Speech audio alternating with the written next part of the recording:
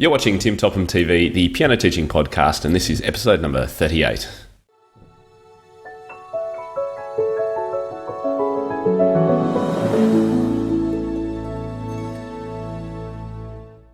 Hi everyone, and thanks so much for watching this episode of Tim Topham TV, where we're getting started with summer camp month on the blog and the podcast, and we're going to be chatting to Jennifer Fox, someone who knows all about this stuff, and I can't wait to get into our discussion to get you into a position where you can get started running your own camps if you've never done it before, or if you've already started, perhaps giving you some new ideas about how you can take it to the next level.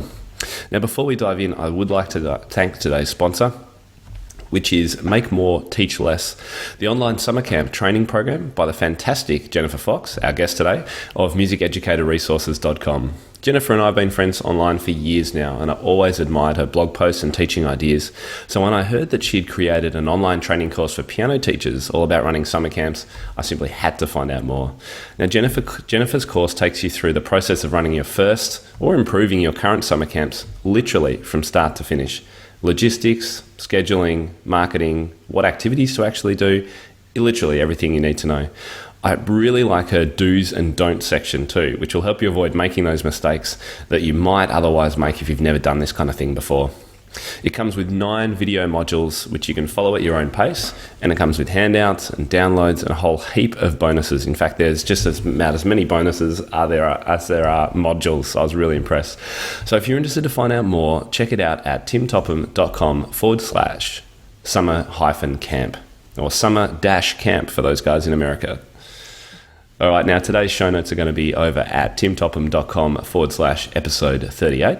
And as usual, if you have a spare few minutes and you're enjoying these podcasts, I would love for you to leave a review over at timtopham.com/iTunes. That's where you'll find all the instructions as to how to go about that. Okay, so my guest today, she's been waiting patiently. Jennifer Fox began her music education at 8 years old when she began taking piano lessons, which is exactly the same time, Jennifer, as when I started piano lessons. There you go.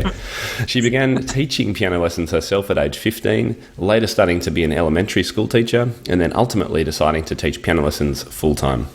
She has over 20 years' experience holding summer camps, group lessons, and having a music lab in the studio. So she's been doing this for a while. She has a lot of helpful information to share.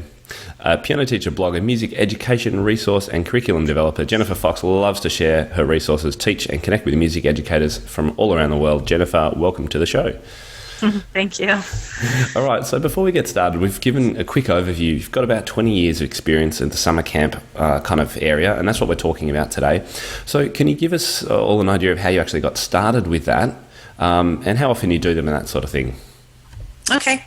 Well, I got started mostly because there was a need.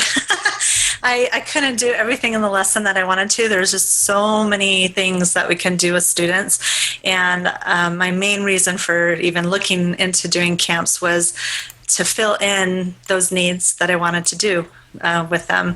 And so it allowed me to do more outside the typical lesson format thing. Then I do at camps actually twice a year. So I guess I'll talk a little bit about that later on, but sure. I'll do them in the summer and in the winter. Right, okay.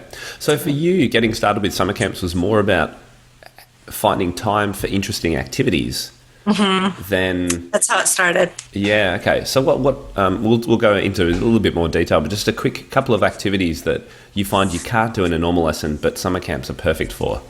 Well, it was different things like learning how to compose and learning how to read lead sheets. All that stuff can be done in the lesson, but we're just so limited on time, where a camp atmosphere, we could really dive into it and everybody's there, you know. You can teach it all at the same time. Yeah. And without, distractions and having to go home and not see them for another week. You can see them, I guess, daily if that's how you set it up. Right. Yeah, so the continuity's there. Yeah, no, that's great. All right, so we've got viewers all around the world, and the American summer camp idea is very particular to your country. But the things that we're talking about are obviously useful to any jurisdiction that has school holidays, which is everywhere in the world. So can you just tell us, what do we actually mean by a summer camp, and how can that relate to places that don't actually have this concept of a summer camp? Okay. First, the word camp does get confusing because the first thing you think of is overnight camps. Yes, and tents. Right, intense.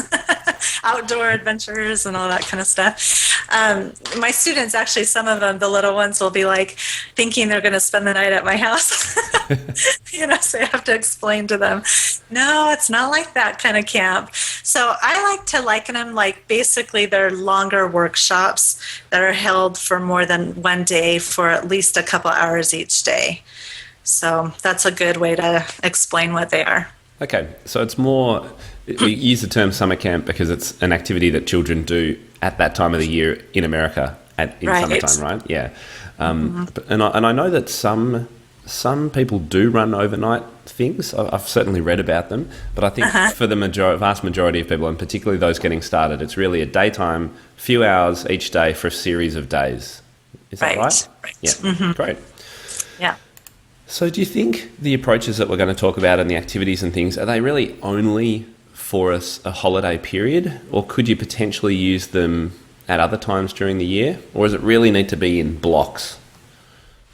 Well, camps specifically work well when you're on some kind of holiday, just because they're longer periods of time versus a group lesson. But with camps, I do hold it in the summer, and I hold it in December when we have Christmas, because Christmas is a crazy month. That whole month is just crazy.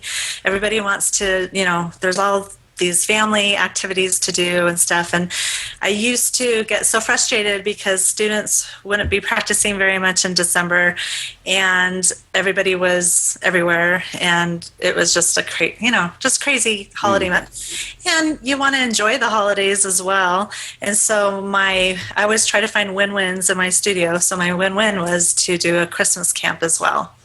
So Right. so we do it in the summer and at Christmas in December.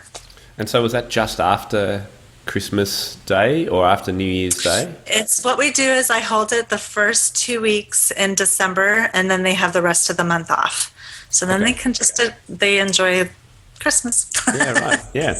And I mean, for us over here, our Christmas holidays are our longest summer. holidays, and they're in summer. So Yep. that's our summer camp time, I guess. But Yeah. we would be, mostly the kids are off all of January, so that would be our summer camp Okay. time, I guess. Yeah. Okay, yeah, so that's what I would do is usually when you have a holiday. Yeah. Fantastic. All right. So I got to ask this question. I quite enjoy my holidays, Jennifer. So the question is, we've talked about, yes, it's great summer camps are great for this continuity of learning something different. Are there other benefits to teachers in their studios for running these camps? Because it's obviously going to be a fair bit of work the first time you do it. It's going to take some time. You're losing a bit of holiday time. Can you just kind of list some of those key benefits so teachers are going, yeah, that makes sense? Well, the first benefit is I like my holidays too. So that's exactly why I like to do summer camps, is because it allows me to have a break. I think one thing that helps me keep from burning out as a teacher is I take plenty of breaks. And so it allows me to have a break and my students a break. And I see that it helps them as well from burning out on lessons. They want to come back because they were able to rejuvenate, through the summer. But I also like to be paid, so I like my money. So camp allows me to not lose my regular summer income. I actually charge what I would charge 2 months worth of lessons for their camp session. And so I get my 6-7 week break, but I'm not losing any income during that break. So, Right. and you can't think of it like, oh, I get a free break, because no, it's not a free break. I worked for it. I, planned that camp. It is hard work. I just did it in a shorter period of time. So, Wow. So let's say if the students were going to come for 2 months of July and August for you, I think it is. Would it be July, August? Is that a break normally? Yeah, July, actually it's June and July for me. Okay, so let's say the students would normally not be there for 2 months. So you're saying if you were to come for your normal lessons, that total cost there, that's what I'm going to charge you. However, you're actually going to only come for, is it a week or 5 days? What do you do? Yeah, it ends up being about 8 to 9 hours total Okay. for the camp. So it's actually, I mean, that's a legitimate income earner, as you say. which, Yeah. although, yes, it's going to take a lot of planning, it means you're working hard for the lead up to it, for the week of the camp, and then you get to have your 7 weeks off Right. and still get paid effectively, which is a very savvy business decision, in my opinion. Yeah. And Yeah. that's why I love the fact that your course is titled "Make More, Teach Less," and I always like reminding teachers that it's okay to make money from what we do. We spend hours and hours practicing and teaching and getting better and going to conferences and stuff. It's okay to say, you know what, I'm going to charge a decent amount for this, and I'm going to give the students an incredible experience. But it's okay. Would you agree with that? Yeah. Oh, yeah. It's just that sometimes they think it's looked at as, oh, you're taking advantage of them, or that kind of thing, and that's not at all what it is. They're getting what they paid for, just in a not traditional way. Yeah. It's a win-win. Let's face it. It is. Yeah. Okay. All right. So let's get into the detail now, because this is what I'm really interested in, and I know people are very keen. How do you get started? Let's talk about the first ever camp. If you can kind of take us back 20 years, how do you decide what to do? Okay. Well, if you're brand new and never done this before, I would highly recommend purchasing your first camp lesson plan, and maybe even a couple, for the first 2 or 3 years. I did this when I was first starting out, and it made me feel so much more comfortable in the whole process. I felt like I was starting on the right foot for sure. I think if I started from scratch, it would be a little bit more stressful. So purchasing your own lesson plan gives you a safety net, so to speak. So where do people go for these kind of lesson plans? Yeah, it's a good question. Well, my first camps that I bought them. Bonnie Slaughter is the author. She did a series called Music Camp Expeditions, and you can find those on musicedmarket.com. And then I've also used Cheryl Wells. She does really good camps as well. And then Theory Time with Heather has some camps that I've done.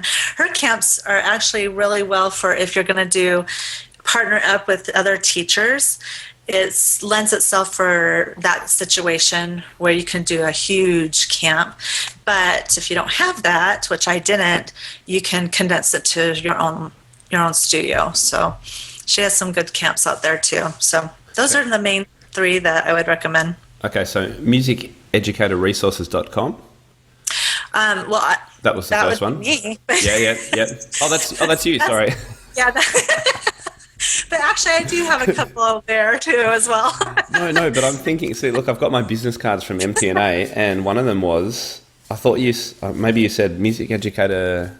It's Music Ed Market. Market, that's the one. Yeah, they had a booth at MTNA. That's the one. Yeah. That's the one you actually talked about. We'll get to your one later on. But that's totally fine. So it was that. It was Cheryl Wells, and she's got a blog. I'll put the link in the show notes. And what was the last one? Fairy Time. Fairy Time. The Fairy Time Fairy book? She has Fairy camps. Time. Theory. Yep. Okay, Fairy. great. Yeah. Cool. Okay. So you've got the lesson plan. So that what is that? That gives you sort of a day's activities to do with a group, or what? Right.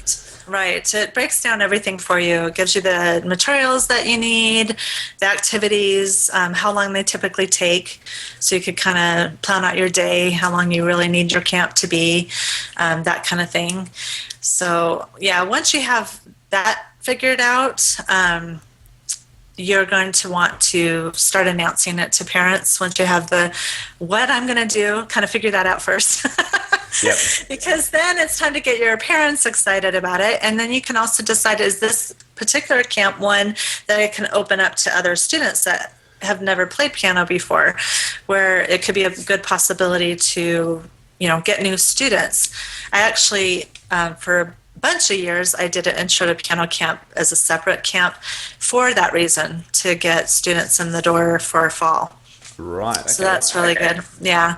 So you want to start advertising and get those dates out there, because everybody, those dates fill up fast. And so how soon in advance should they do that?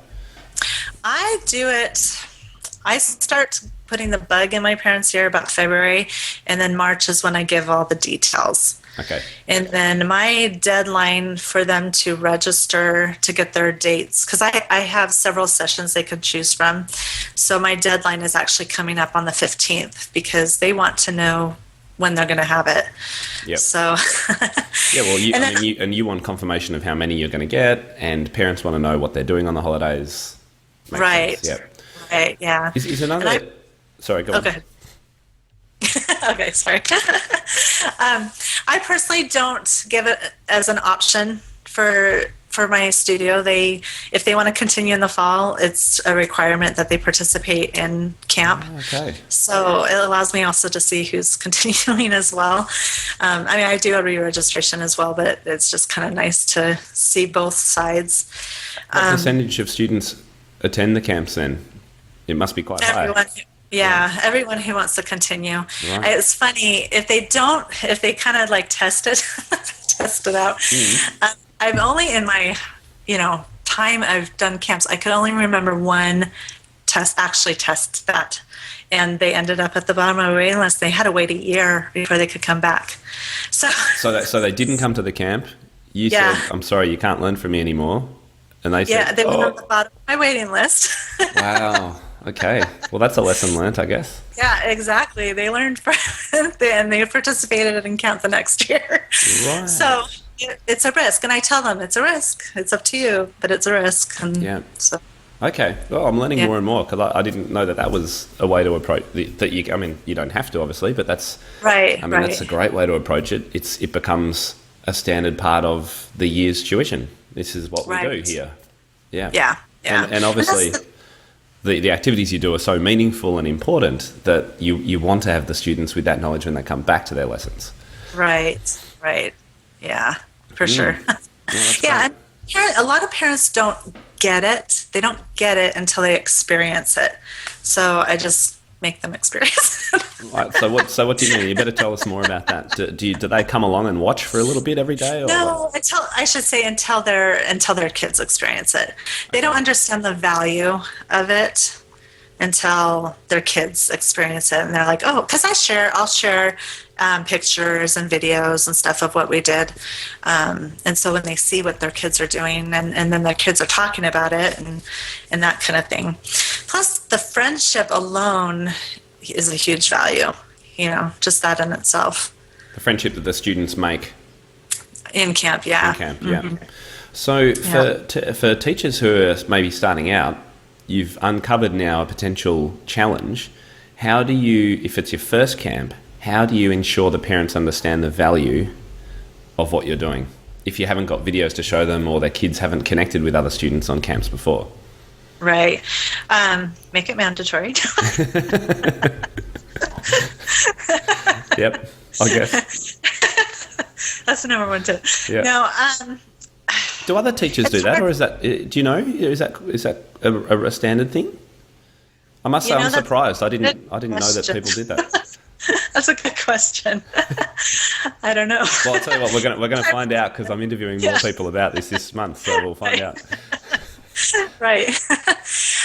I think with teachers, I have some teachers in my Facebook group right now that are first timers for this, and their parents are like, camp, I don't know about this. They're not rushing to sign up or anything.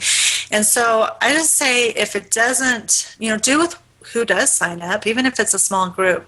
A teacher actually shared recently in that group that she only had, I think, 4 sign up last year when she first did it. And, because those students really talked it up for this year, everybody is excited to do it. Yeah. So I think that's the key, is just go ahead and get started with the few that you have, and then, get that, so you can take the pictures and you can do all the stuff to create the excitement. I was going to say, make sure you videotape things and right. and make the promotional material that you need to build it again next year. Yeah, that's a great tip too. Okay, so we've decided. Oh, that's what I was going to ask you. Might it be a good idea? Maybe not for your first one. I guess you've talked about the finding lesson plans and then deciding what you want to do from that. I guess the other option is to go, I really want my kids to compose. I'm going to run a composing summer camp and then find the resources for it, or my theory summer camp or something. Is that another approach? Yes. Matter of fact, I actually go through that in my premium course. Is I go through exactly how I took a book, a resource that you can just buy, a composition workbook, for example. That's not what I did my example on, but say like I bought this composition workbook from FJH or whatever, it doesn't matter what it is. I can take that and create a lesson plan based off of that workbook. And I've done that before.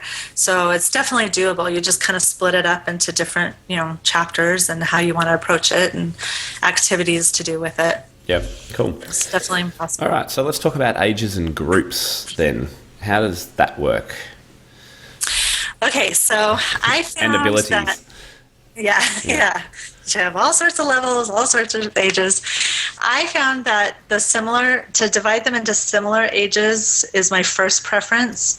And then my second preference is mixed ages. And then last is to go by levels. And the reason why is because technically you can have a 14-year-old beginner. If you're going to do like beginners, you got a 14-year-old and an 8-year-old in the same group. And that would be awkward, or he could be with a bunch of 7 and 8-year-olds, So I think it's best to divide it by ages and then, or mixed. Okay. Then I'll give you an example. Last year, I did a camp that was based more on technique and performance. And so that particular one, I wanted to do age-based, because I could work a little bit differently than with the older kids than I would work with the younger kids. But the levels, it didn't matter where they were as far as they were. Where this year, our focus is on learning about music and the movies. Oh yeah, cool. And it's gonna be fun. Yeah, it's gonna be good. And I don't need a specific age or level or anything like that, because the topic doesn't need, matter of fact, it will be more fun to have different ages in the groups. So it will really depend on your focus of the camp of how you want to divide it. Okay, but the best way you've seen is by age, probably, because I guess it helps. I mean, you want to hang out with people your own age, don't you? Right. As you say, you don't want teenagers. Yeah, that's right. But if that's a huge bonus for your students, and that's going to want them to make them come again next year and bring friends or whatever it is, then that's what you want, isn't it? Yeah. Right. Yeah. Okay. So you've got some idea of what you want to do. You've worked out how you're going to group it. You've started talking to the parents about it. You've handed out I assume it's a form that they sign. Is it? Is that how you? How do you actually get the parents? Yeah, I do my registration on Google Drive. It's just a Google form that they fill out. Yep, great. So they type in their details. And do you charge? How do you charge it? Do you just keep your monthly charge going as if it were all through the holidays? Yeah, they can pay it as one full thing, because it's 2 months worth of lessons is what it is. Yeah. So they could pay it in one big chunk, batch, or I allow them to also do 2 payments. So, because I have a couple of families that have 4 kids in the class, and that's a lot. So have to, times that by 2, and so I work with them. Yeah, I can imagine. Yeah, you'd be reasonable, obviously. Yeah. Okay, so all right, so we've got that. Now, what about the times during the day? Have you found good times at work? Morning, afternoon, night? I don't know. That's a good question. What I've done is I've given different options. So for my camp this year, I've done 3 different options I can choose from. One of the options is before most of them even get out of school, and it's an afternoon and evening option. And that's the option. The first one I always have early because of those families that want to just get out of town for the summer. I have a couple of families. Sorry, do you mean you start this camp before school even finishes? Yeah, my first session is in May, or about the mid-May, before a lot of them are even out of school. Okay. And I do that because I wanted a no excuses session. Gotcha. Yeah, so if they do want to go away for 2 months. Right. No excuses. You could take this one. So that one's an afternoon, evening, and that actually ends up being a popular one.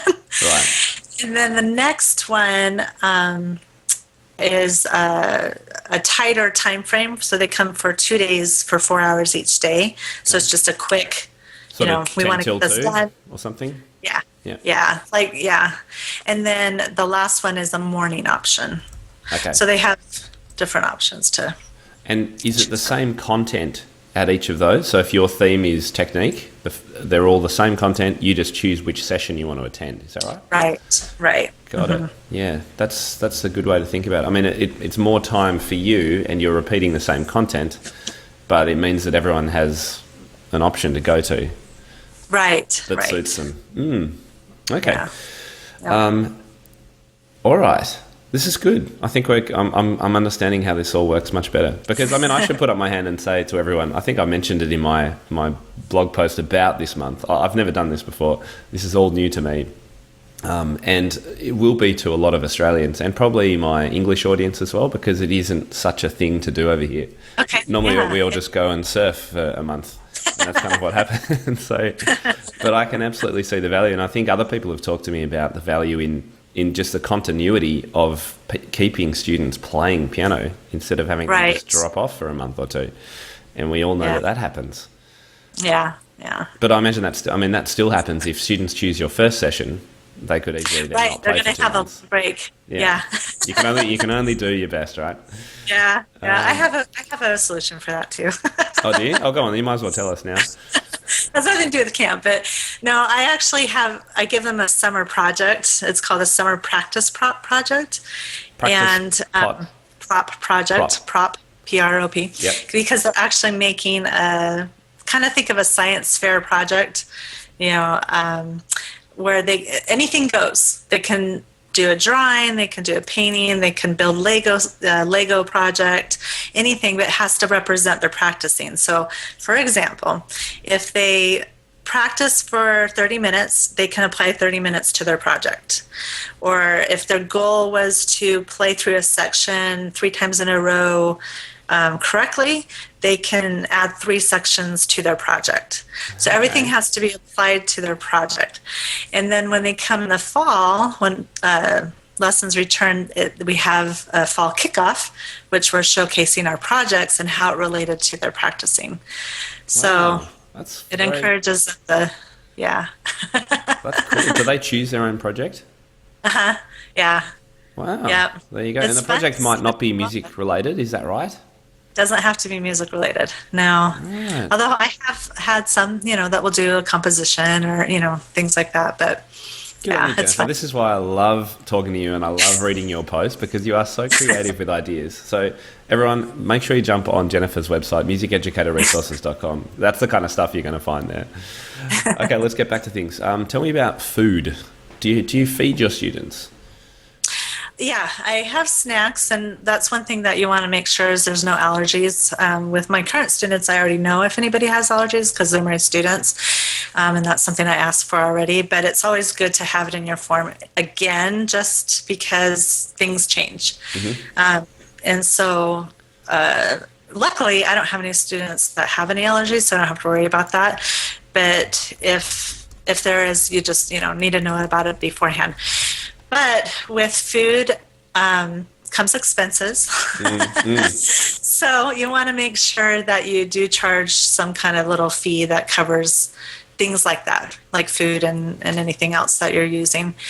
But you don't have to do food. You could even, depending on how long the camp is, you do need to have those little breaks, like that. But you could always have them bring in something from home. You've just made me think about too, how many kids in average are in a group on your camp? My groups are typically about 8 kids. Okay. So if everyone one year decides to do the in-school session camp and no one's left for the other one, do you kind of encourage them to spread it out? That's actually a good question. I tell them to give me their order of preference. Okay. So they have to give me first, second, and third choice. But occasionally I'll say, get a parent that will type and say, this is the only one that will work for me. And that's fine usually because I've never had all of them say that. Yeah. That's great. So, I wonder, do you have the sign-up, a copy of the sign-up form that you use? Is that in your course? That sounds like a really crucial bonus or something. Yeah, I think I did give some samples of different ways I've done it over the years. Fantastic. Okay. So there's a couple different examples. Great. Okay, I'm just going through my questions here.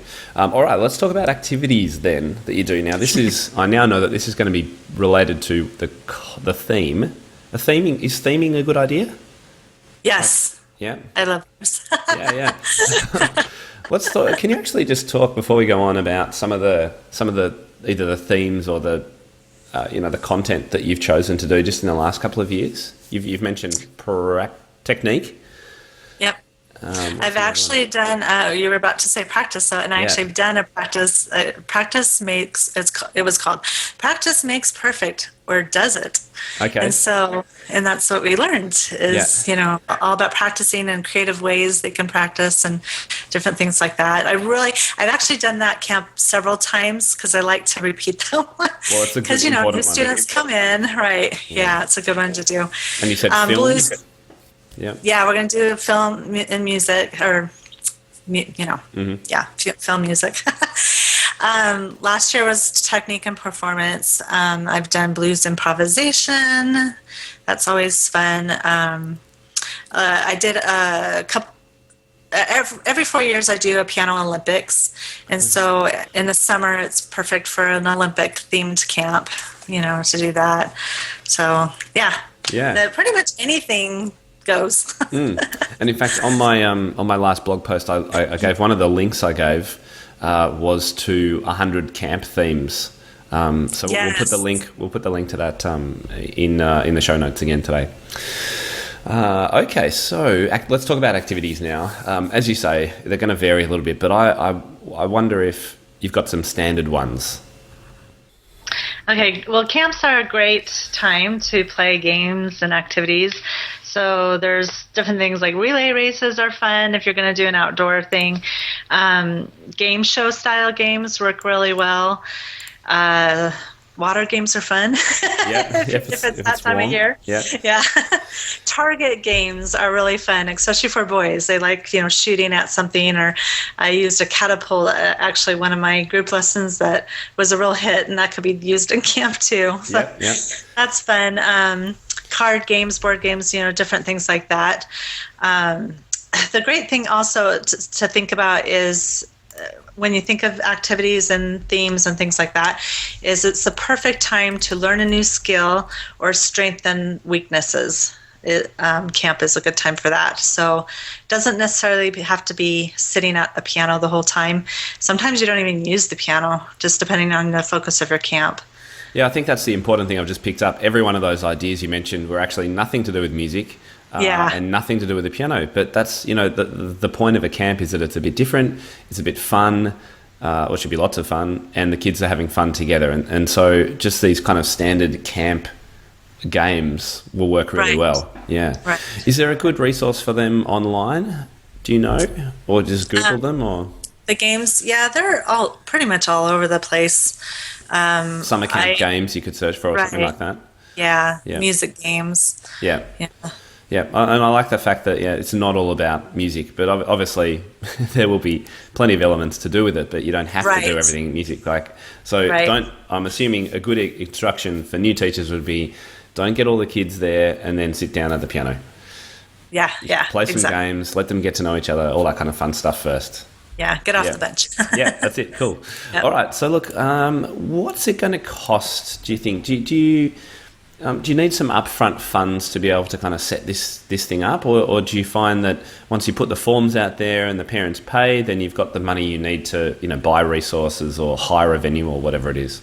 Mm-hmm. Well, as a teacher, your cost should really only be whatever you're investing in as a training resource or lessons plans that you've purchased. As far as specifically for the camp, any materials that you're going to use, games that you might buy, things like that should come out of a materials fee that you would charge.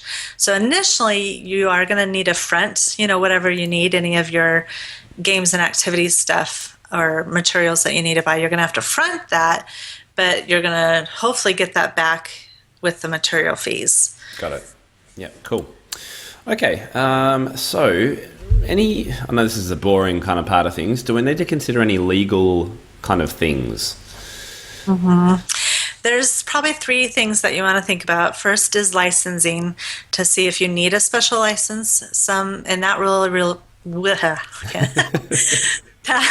that will depend on where you live. So you just need to research that and see if that's a necessary thing or not. It might not be. And then liability, do you have liability insurance? That things, especially with a camp or group situation, you definitely want to look into something like that so you're covered. But you also want to consider having a waiver as well, just saying that you can't guarantee an injury-free experience, that you're not responsible if somebody gets hurt. And also that a waiver is good for food allergies, any special needs that need to be considered, photo releases, things like that, any media type release. I would say those are the three things that you need to think about. Great. All right. So I'm going to ask a question about the kind of impact that this can have on your annual income. I guess from your perspective, at least, the benefit is that you're not losing any income over the holiday periods. So it helps you maintain a consistency. And I have a feeling that I've got a few people lined up who run pretty sizable camps, and it would have it depends on the size of the operation you run and all that kind of stuff. But I think for teachers just getting started, your concept of just maintaining your income is probably a good approach and a good reason for doing it. That's the first goal, is to maintain. The second goal is to make a little bit more on top of that. Yeah. Great. Cool. Okay, so let's start wrapping it up. Can you give us your top 3 tips for running your first successful summer camp? Okay. First is over-prepare. Okay. Prepare more than you think you have time for, because you just don't know, depending on the dynamic of the group, how quick you're going to get through things. Some groups I notice I can get through everything, no problem. And other groups I don't get through enough. And other groups I need that extra something. So kind of prepare for all of it. And have too much material, perhaps. Too much material, yeah. And then second, don't stress. Just enjoy the experience, because you're going to learn as you go. It's just experience. And so learn for those experiences. Yeah. And the third, I would say, is don't give up. If parents didn't jump in and get excited about it the first time, don't say, it's never going to work. So just try it again and keep trying until it works. As you say, but you've got to start somewhere. If there's 4 kids on the first one who have an amazing time, there'll be 24 kids on the next one once they've told all their friends about it and things. So, it's a really good summary of what we've talked about, Jennifer. I love that. Okay, so let's wrap it up by talking about your training course, because obviously a lot of the things we've been talking about, you go into much more detail about on this course. And as I mentioned right at the start, this course, which is called Make More, Teach Less, is the sponsor for this month on the podcast. So just give us a little bit more detail. I gave it a quick summary at the start, but the kind of things that teachers can get out of this in addition to what they've learned today. Okay. Well, the big thing is there's a lot of things to consider when running a camp, which is why I decided to do the course to begin with, because I would have loved to have it when I was starting out. So I go through pretty much everything we talked about here, but in much more detail. How to kind of visualize what it is it's a video course that's divided into smaller modules. So think of it like if you're reading a book and the book's divided into chapters.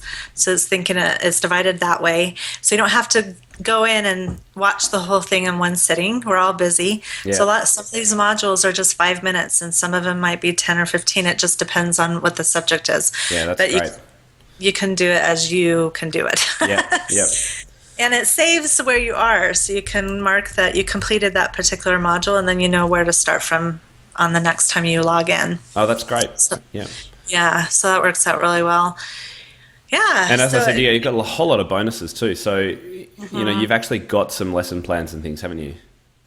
Yeah, and I included also a template so they can use to create their own lesson plan if they want to, kind of an outline of, how to do it. Yeah.